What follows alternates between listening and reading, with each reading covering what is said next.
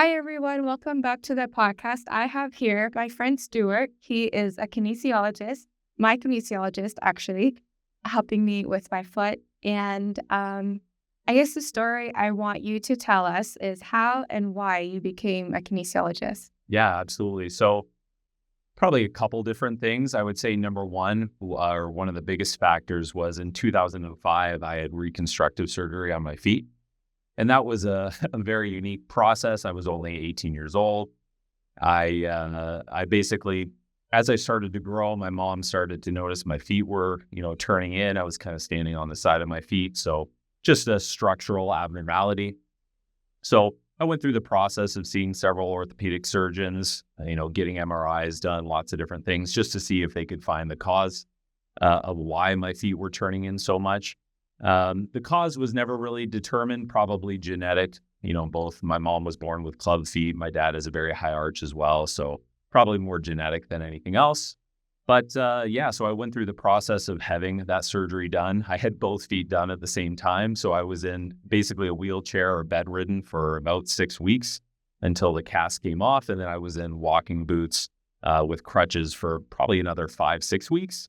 And then I couldn't run altogether for about 6 months. And, I played high school basketball. I started lifting weights, strength training at a pretty young age as well. So I would say that was a challenging time in my life. But I think one of the things that was really beneficial about that whole experience was my, post-op rehab that was not a good experience.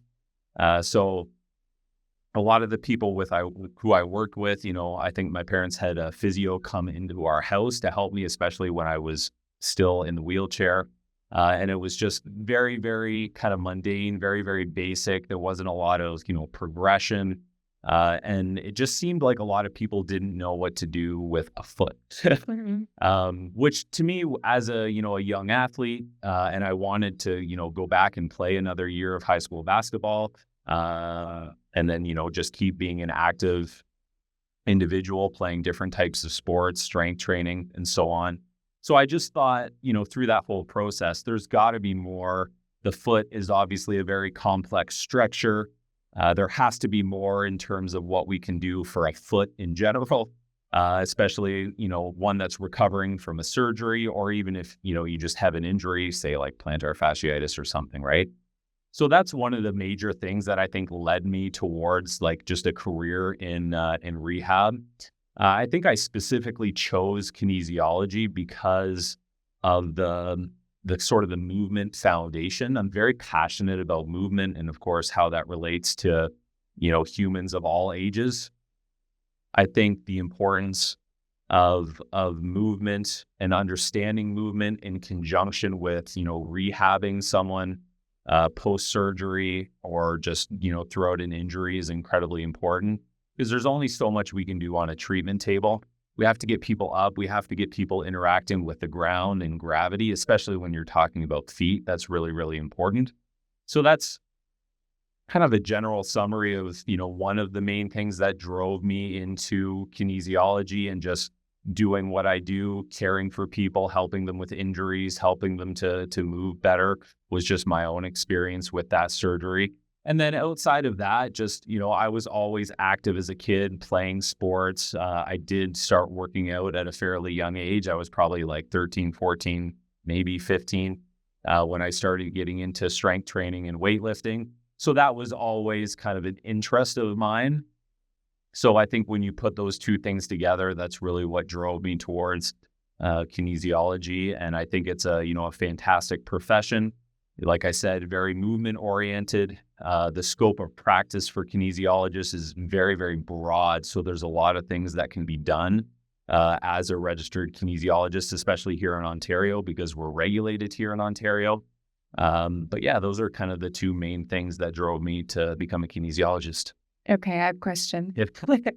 When you started working out at 13, who was the driver behind that? It definitely would have been my dad. So my dad, for as long as I can remember, has gone to the gym. And, I can remember just like the first, few times I went with him, we would do like, bench press, and I could, barely bench the bar.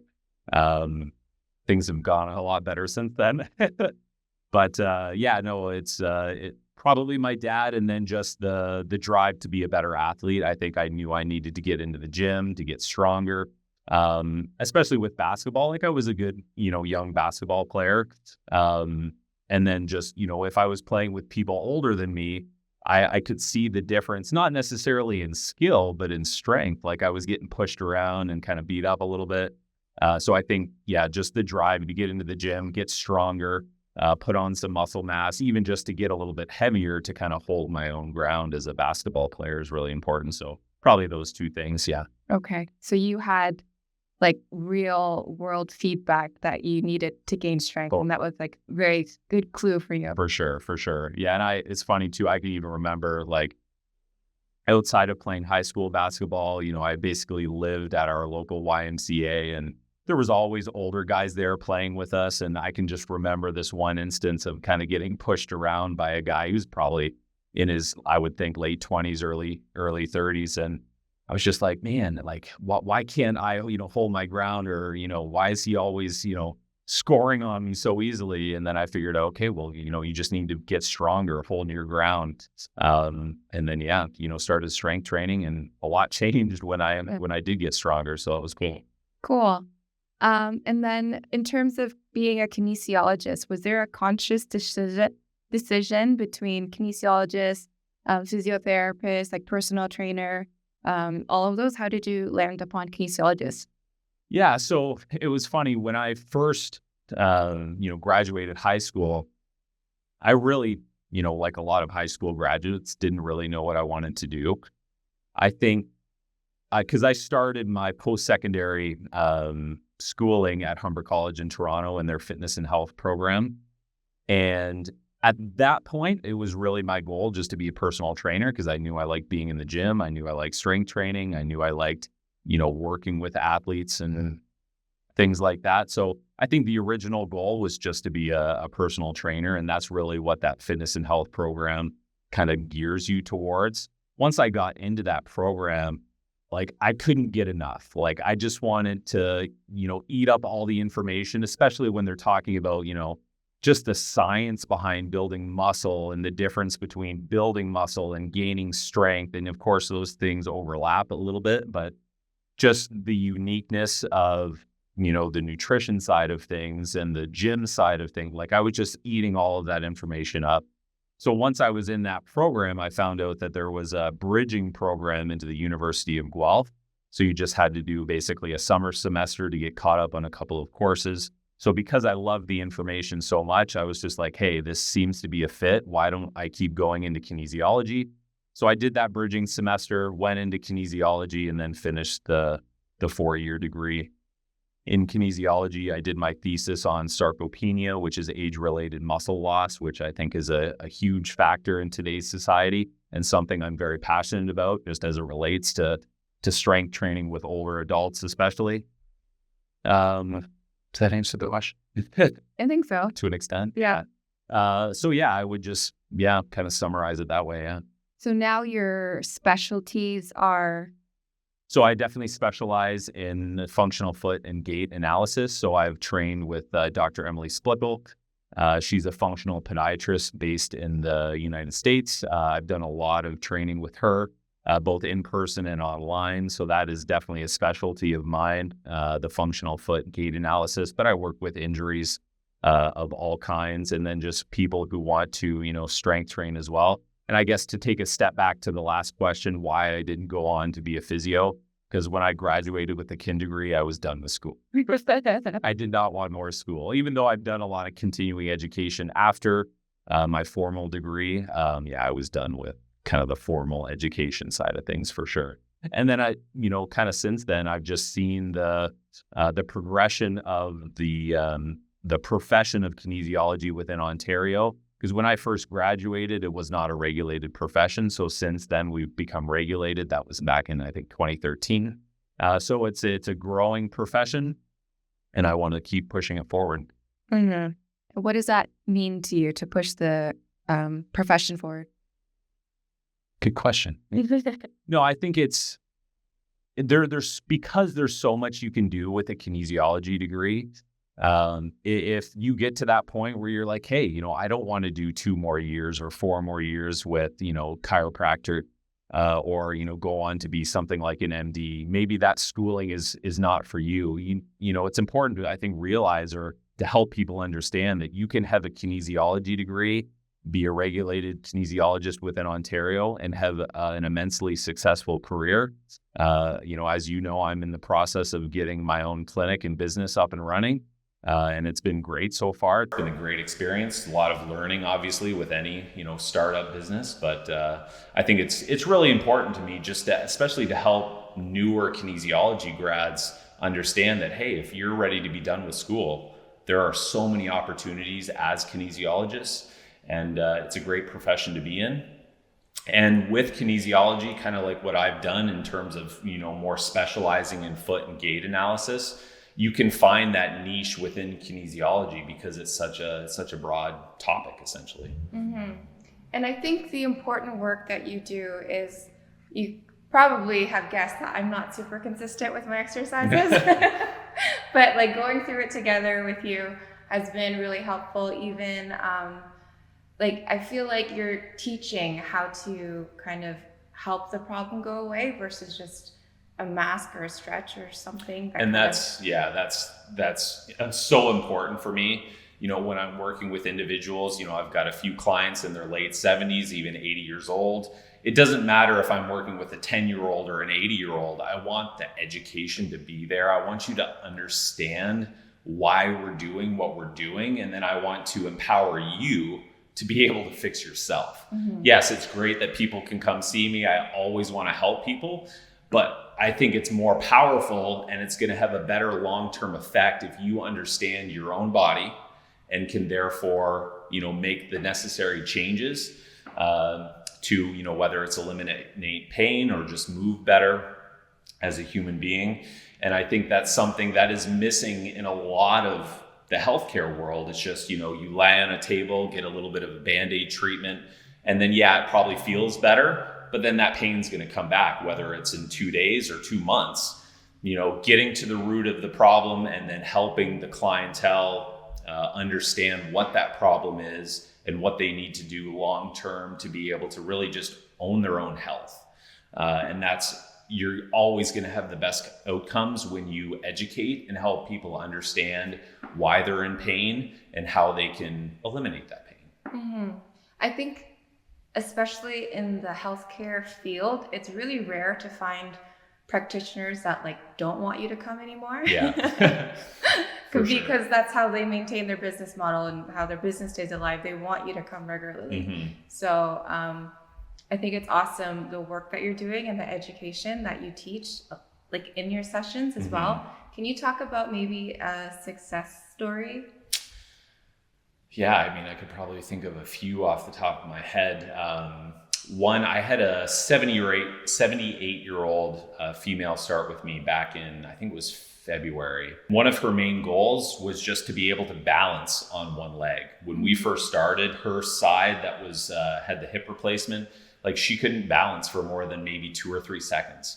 She had just absolutely no ability to stand on that one leg. And that's something that's incredibly important to consider as we age, because our ability to walk with good flow and a good stride length, balance is incredibly important, because every time we take a step, we're on one leg. Mm-hmm. So her balance went from 1 to 2 seconds, and then just through different techniques that I use to help with balance, a combination of actually, training your brain, getting your nervous system to work a little bit more effectively, helping her to feel her foundation, her feet a little bit more effectively, with some strength training for the hips. We got her balance all the way up to, 30, 35 seconds. And that's not even just on a flat surface. That can be on a little bit of a wobble board as well. And honestly, the look on her face the first time she was able to balance for about 30 seconds was that's why I do what I do, right? Mm-hmm. And it's such a rewarding career to, again, take somebody like that who, again, she's a prime example of, you can keep your body in really good condition as you age, but there were just some minor factors that were missing from what she was doing. She was doing aquafit. She would go on regular walks. For me, again, it was just she was missing the balance component. She wasn't really training her balance in any way.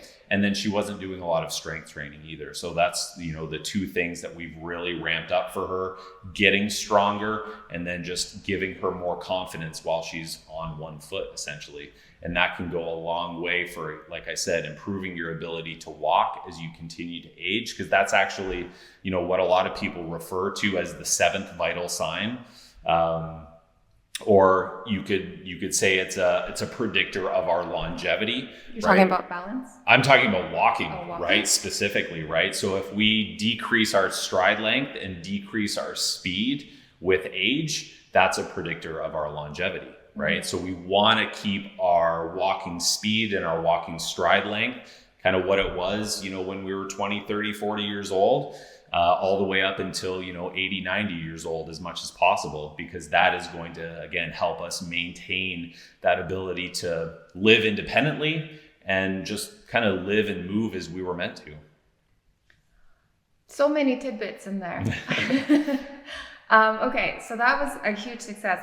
I mean, balance, not only is it good for walking, but just in elderly age, if you're falling, the better your balance, the less you fall. Yeah. And that falling is just huge for when people break their hips. It's absolutely just incredible. So what are some of the biggest things people can focus on when they're looking at health and fitness and it's overwhelming and they don't know what to do? Mm-hmm. What are the top two important things for you? Just like very general? Yeah. For health and fitness? That's a good question. I would say probably two things. Probably strength training to me would be number one, because maintaining muscle mass on our body as we age is going to keep your metabolic rate high. When our metabolic rate drops or our metabolic health depreciates, we run into a lot of internal issues that can affect your heart health, that can affect your ability to process carbohydrates and sugars as you consume them. Just so many negative things will happen as your metabolic health goes down.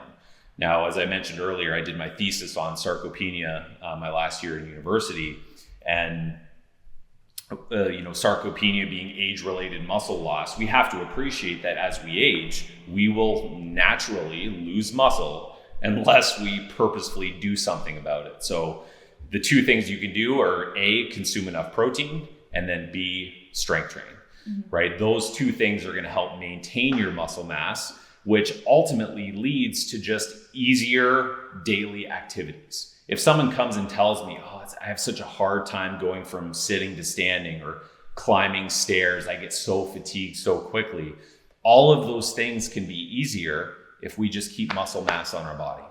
Right? So that would probably be number one for me. Again, strength training, because of what it does to our metabolic health. And then, like I said, it just makes life easier. If we have muscle mass, we can move and, pick things up off the floor, go from sitting to standing, and we don't have to think twice about it. Secondly, I would say probably just cardiovascular health. Oftentimes people will say, strength training is going to improve your quality of life, and cardiovascular health will improve the length of your life. So I think those two things are probably the most important. And I mean, really, that's the two main facets of kind of fitness, right? Both strength and then the cardiovascular part of it. So I would say those two things are the most important for easier activities of daily living, and then cardiovascular health just to really improve your lifespan ultimately. They've done, a lot of studies to show that decreased cardiovascular health will decrease your lifespan, or something they test frequently is that VO2 max. So how much oxygen you can take in and utilize during, high intensity exercise. So definitely strength training and cardio. And I would say things like balance are a part of strength training. If you are strong, maintaining muscle mass, you will have better balance for sure. But I think that's goes to show the importance of strength training. When we are doing that, it shouldn't all be on two legs. We need to get on one leg. We need to challenge our muscles while we're in one leg, because that's what walking is, right? You're one foot after the other, and then ideally, running too. ideally, we never stop running, we never stop jumping, we never stop moving our body, again, the way it was supposed to. Just because we're getting a little bit older does not mean we should stop certain activities. Yes, I would say as we get older, we need to be more cautious with those activities to, just think injury prevention. But overall, yeah, I would say those two things, strength training and cardiovascular health, for sure. Mm-hmm. I just wanted to say your thing about doing single leg work, that was my issue. Yeah. I only did barbell work, and it wasn't until I had my foot injury where I had to stop and slow down where I noticed that my two legs were very uneven in terms of strength. Sure. So, which might have led to the foot injury. Yeah, it could have, yeah. Right? And then second thing I wanted to note, you're saying strength training and cardiovascular training. And my question is, those are two different things, right? You don't train them together. You can train them together. Two different goals? Yeah, to an extent. To train them like most effectively? Yeah, I would say if your goal is just building strength and building muscle, you should not be incorporating like cardiovascular exercise into that. Not to say that you can't, but to separate them, it's probably a little bit easier. If we're looking to maximize our muscle, which I think most people need. Yeah, because again, you can do like boot camp style workouts, circuit training style workouts. Are you going to build muscle? Probably, especially if you're somewhat deconditioned going into that. But we have to understand that, to build muscle, there are a lot of things that are required, progressive overload. So progressively, increasing the volume, whether it be with weights or reps or sets. That's really important, the progressive overload. Also, you can consider things like time under tension. So the amount of time that you can continue to move the weight, without having to actually take a break. So for example, if I'm doing something like a squat and I load up a bar or hold a kettlebell or whatever it may be, and I do say 12, maybe 15 reps, it's going to benefit me more to take a nice, maybe 96-second rest and then do that same weight and try and get that same volume again than it is for me to do a set of squats at 15 reps and then turn around and do a plank and then some ab work and then maybe some push-ups, because you're going to get to the point where you're so out of breath that you can no longer maintain that same volume of squats. So do your set of squats, take a break, let yourself recover, and then you can go back and do that same set of squats. Maybe you have to get a little bit lighter as you go along in your set, but ultimately, yeah, the importance of, just those progressive overload, time under tension to elicit the muscle building strength response that you want. Okay. And I know you haven't tried it, but would you consider Pilates to be strength training? Okay. It's opening a can of worms here. So personally, I would say no. Again, I've said this, I love Pilates. I think it's fantastic for a lot of different reasons. I think it's really hard to truly build muscle with something like Pilates. And that's because those two things that I just talked about. Now, you can get time under tension when you're doing something like, reformer work with Pilates, or even mat work with Pilates, but it's really hard to progressively overload. So I think when it comes to pure strength training, you have to use weights. You have to use, again, weights that you can continually, progress, get stronger, in order to really build muscle. And then, of course, probably the biggest factor in building muscle is nutrition. Like if you are not consuming enough calories, let alone protein, you will not grow. Mm-hmm. Mm-hmm. I agree. That was a leading question. Yeah. Okay. Okay. This has been, I think, very packed with information. Absolutely.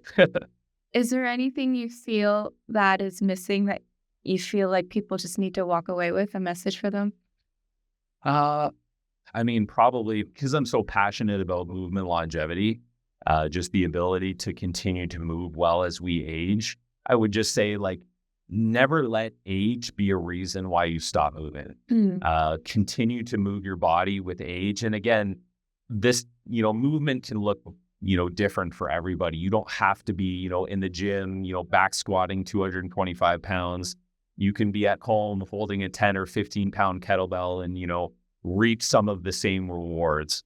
But I would just say movement, should be at the forefront of, what we do on a daily basis if we want to, really age well and maintain our health as we age. And that goes for, everything, cardiovascular health, joint health. There's so many benefits to movement. That should be, like I said, just at the forefront of, every day we get up, thinking, okay, how am I going to move today? Even if we have a desk job, what can you do? Can you get up every hour for, 5-10 minutes? There was actually a study done and they measured people's blood sugar levels. The one group basically got up from their desk every hour and all they did was 15 air squats. There was no weight, nothing else, just 15 air squats. And I think this was done over like a 3-4 month period. The other group did nothing. And the people who just got up every hour and did 15 air squats had much better test results and like stable blood sugar levels, ultimately better metabolic health, which is what I was alluding to earlier, just by doing those 15 air squats every hour. Mm-hmm. Right? It doesn't take much. We just have to prioritize it. Mm-hmm. And then pro tip, something I learned later in life, that your calves are basically your second heart. Correct. So if you can't get up, you can just go like this. Pump your calves, get that fluid moving back to your heart. Absolutely. Yeah. Calf raises are great. Think of your calf muscle as your second heart. Absolutely. Mm-hmm. So if people want to find out more about you, learn from you, be your client, where can they find you online? So you can check out my Instagram page. It is barefoot_Canada. And then, of course, if you want to reach out to me via Instagram, or of course, you can reach out to Tina to get my phone number, email, whatever you need. And you also travel around conferences, right? I do. Yeah, I do a fair bit of traveling, both in the States, sometimes in Canada as well. I teach courses on feet. And then, I do some traveling for another company called Naboso as well. We sell a lot of different products that are very sensory based, so really good for your hands, your feet, stimulating the nervous system. Oh, people might run into you at one of those too. Absolutely. Yeah. Okay. Thank you so much for this episode. I really feel like people can walk away with a lot of good information. Thank you for your time. Yeah, of course. My pleasure. Hi, everyone. Thank you so much for making it to the end of the episode. If you live in Windsor-Essex County area in Ontario, Canada, then you should know that I host an open mic live storytelling event the last Saturday of every month at Aloe Lounge on Erie Street in Little Italy from 5 to 7 p.m. If you don't know what open mic storytelling is, well, I encourage anyone to come up and share their story. We have different themes every month. The event celebrates connection, our humanness, our emotions, our rawness. It gives us space to really express ourselves and to have people listen, because I feel like we don't really get too much of this anymore. It is essentially a gathering of the souls and sharing a little part of ourselves with each other, whether it be a funny story, a sad story, a happy story, a romantic story, any story that is yours, you can share. And I'm loving the community that is coming from this event. So come to the event. I hope to see you there. You can purchase tickets at www.talesofthetown.ca.